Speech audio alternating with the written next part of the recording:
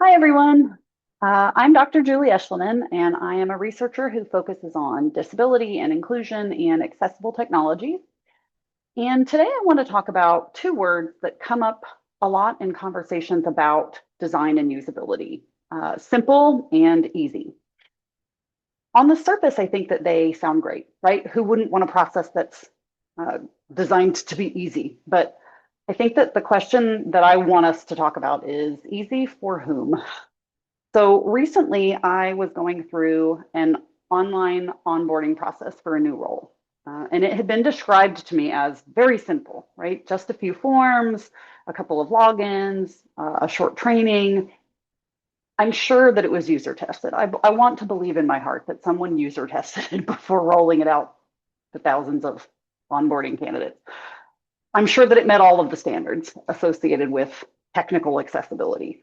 Um, but it absolutely did not work for how my brain processes information.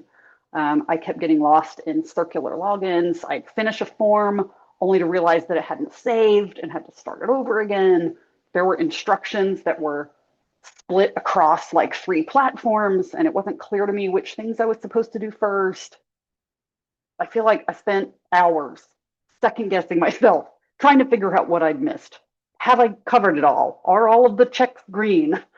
And the whole time I kept thinking, if this is what easy looks like, I must be the problem, right? I feel like that feels like the logical conclusion, but I don't think that I am the problem. I think that the problem was a system that was designed with a really narrow idea of usability, like an assumption that is what is intuitive for some people will be intuitive for everyone. And that's why I think that easy and simple aren't always maybe the right goals. Because even when something meets those standards technically, it can still leave people like me out. I think that the real goal needs to be something more like usable for everyone. And that means thinking beyond our own expectations, asking things like, who might find this overwhelming? What's missing? Are there any extra steps in here that don't need to be in here? What kinds of assumptions are baked into this process that maybe need to be reimagined? And I think, to be clear, inclusion is not about trying to make things effortless. It's only about removing unnecessary friction. And again, like I've said several times, just making space for different ways of engaging with a process.